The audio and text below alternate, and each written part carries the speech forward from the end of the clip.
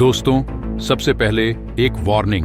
ये वीडियो उन लोगों के लिए नहीं है जो सच्चाई से भागते हैं, खासकर पाकिस्तान के लोग, क्योंकि इस वीडियो में हम आपको 2025 में पाकिस्तान की औकात दिखाएंगे।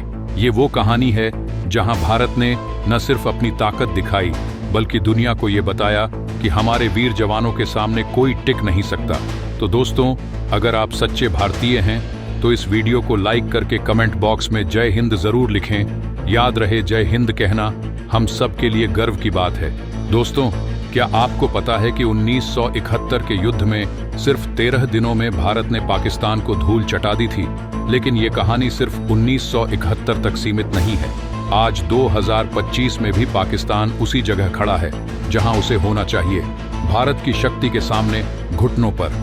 आपको जानकर हैरानी होगी कि जब 1971 में पाकिस्तान ने बांग्लादेश पर अपनी हुकूमत का आतंक मचाया था, तब पूर्वी पाकिस्तान में लाखों निर्दोषों का नरसंहार किया गया था।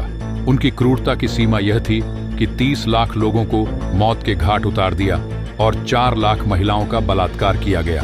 लेकिन भारत ने इसे चुपचाप सहन नहीं किया। इंदिरा गांधी के नेतृत्व में भारत ने बांग्लादेश की आज़ादी के लिए हर कदम उठाया और पाकिस्तान को उसकी औकात दिखा दी। 93,000 पाकिस्तानी सैनिकों ने भारतीय सेना के सामने आत्मसमर्पण किया।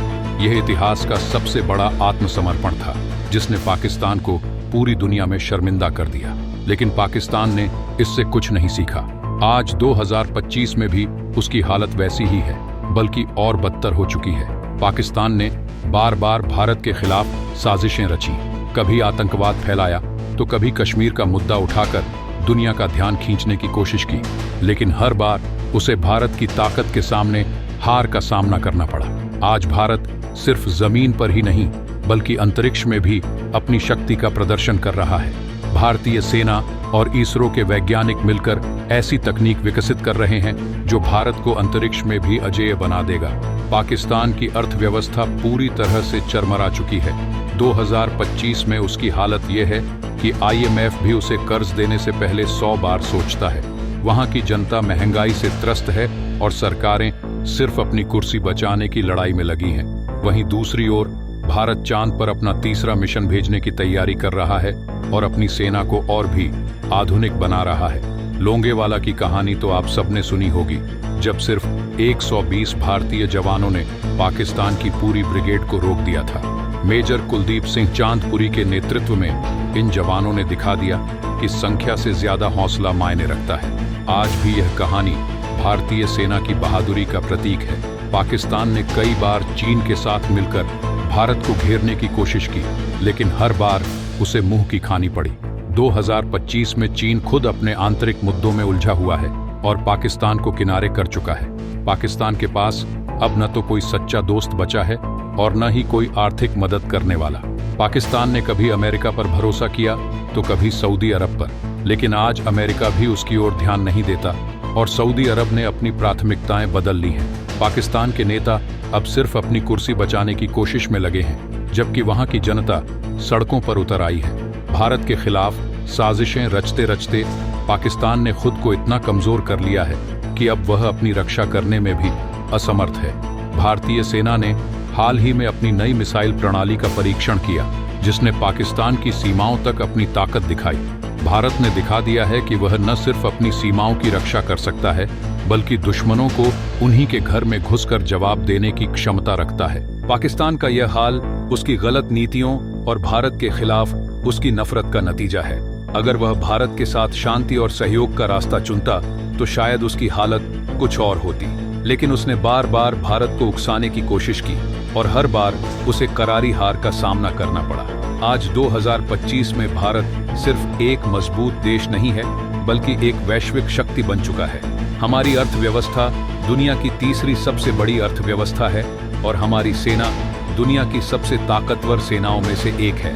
भारतीय सेना के जवान न सिर्फ जमीन पर, बल्कि हवा और समुद्र में भी दुश्मनों को धूल चटाने में सक्षम हैं। दोस्तों, पाकिस्तान की स्थिति अब इतनी कमजोर हो चुकी है कि वहां का हर बच्चा भी यह मान चुका है कि भारत से टकराने का मतलब अपनी बर्बादी को बुलावा देना है। आज पाकिस्तान में जनता भूख, बेरोजगारी और अस्थिरता से परेशान है। लोग अपने नेताओं से सवाल पूछ रहे हैं कि आखिर उनका भविष्य क्या होगा। हाल ही में भारत ने अपनी नई अंतरिक्ष युद्ध प्रणाली का प्रदर्शन किया, जिसने दुनिया भर में अपनी शक्ति का डंका बजाया। अब भारत केवल पृथ्वी पर ही नहीं बल्कि अंतरिक्ष में भी अपनी शक्ति का प्रदर्शन करने के लिए तैयार है। ये दिखाता है कि भारत केवल अपने लिए नहीं बल्कि वैश्विक शांति और सुरक्षा के लिए भी काम कर रहा है। पाकिस्तान की हालत अब ये है कि वहाँ की सरकारें एक दूसरे को दोष देने में लगी हैं। कोई IMF को दोषी ठहराता है तो कोई अपने ही नागरिकों को। लेकिन सच्चाई ये है कि पाकिस्तान की यह हालत उसकी अपनी गलत नीतियों और भारत के खिलाफ उसके द्वेष का नतीजा है। अगर पाकिस्तान ने समय रहते अपने रवैये में बदलाव नहीं किया तो वह दिन दूर नहीं जब वह एक असफल राज्य के रूप में जाना जाएगा। दोस्तों, यह कहानी हमें यह सिखाती है कि एक देश को अपनी ताकत और इरादे के साथ खड़ा होना चाहिए। भारत ने हमेशा यह दिखाया है कि वह किसी भी चुनौती का सामना करने के लिए तैयार है। दोस्तों, यह कहानी केवल पाकिस्तान की नहीं है, यह भारत के उन वीर जवानों की है जिन्होंने हमेशा अपने देश की रक्षा के लिए हर संभव प्रयास किया है। अगर आप भी अपने देश के जवानों पर गर्व करते हैं तो इस वीडियो को लाइक करें, शेयर करें और चैनल को सब्सक्राइब करें, ताकि हर भारतीय को यह पता चल सके कि हमारा भारत किस तरह अपने दुश्मनों को उनकी औकात दिखाता है। जय हिंद, जय भारत।